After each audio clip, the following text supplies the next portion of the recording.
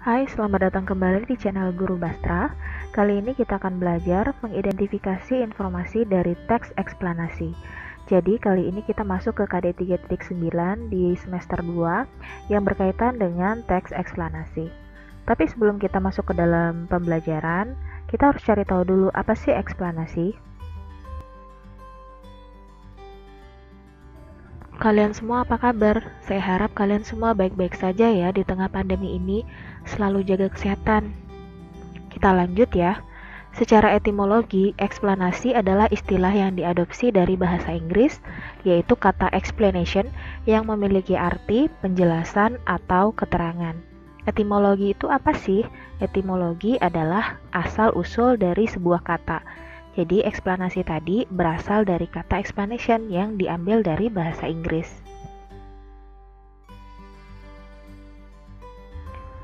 Sedangkan untuk teks eksplanasinya itu sendiri adalah teks yang berisi tentang proses mengapa dan bagaimana suatu peristiwa, baik peristiwa alam, ilmu pengetahuan, sosial, budaya, dan lainnya bisa terjadi. Tujuan dari teks ini untuk menjelaskan fenomena yang terjadi dan menjelaskan sebab akibat suatu peristiwa. Teks ini mengandung fakta yang dirangkai secara berurutan dan berhubungan atau sebab akibat. Peristiwa-peristiwa apa saja sih yang dijadikan teks eksplanasi? Peristiwa-peristiwa yang sering kalian dengar atau baca, baik peristiwa alam, sosial, budaya, politik, dan ekonomi, dan biasanya penjelasan tentang peristiwa tersebut disajikan dalam bentuk teks eksplanasi. Kalau teks eksplanasi yang memberikan informasi tentang peristiwa alam, contohnya bagaimana terjadinya hujan, gempa, tsunami, pelangi, banjir, gerhana, dan petir. Maaf ya, itu ada yang salah tulis. Sedangkan untuk peristiwa sosial seperti mudik, kriminalitas, kepadatan penduduk, kenakalan remaja, kerusuhan, kemiskinan, prostitusi, dan lain-lain. Jadi peristiwa sosial adalah peristiwa yang marak terjadi di masyarakat. Misalnya kemiskinan tadi. Apa sih yang menyebabkan adanya kemiskinan? Dan bagaimana sih dampaknya bagi masyarakat luas? Atau juga kriminalitas, kenakalan remaja, seperti ada yang pada gambar itu ya.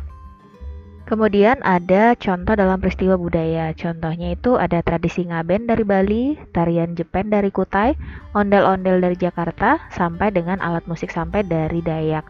Nah, peristiwa-peristiwa budaya tersebut bisa dijelaskan bagaimana proses terjadinya, bagaimana proses terbentuknya dengan menggunakan teks eksplanasi tadi.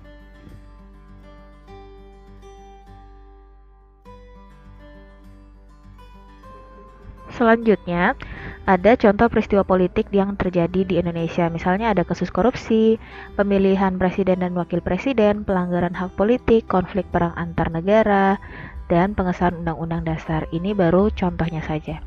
Jadi peristiwa-peristiwa politik ini juga bisa dijelaskan bagaimana sih proses terjadinya, bagaimana penyebabnya, bagaimana dampaknya, dan seterusnya yang berkaitan dengan proses terjadinya suatu peristiwa.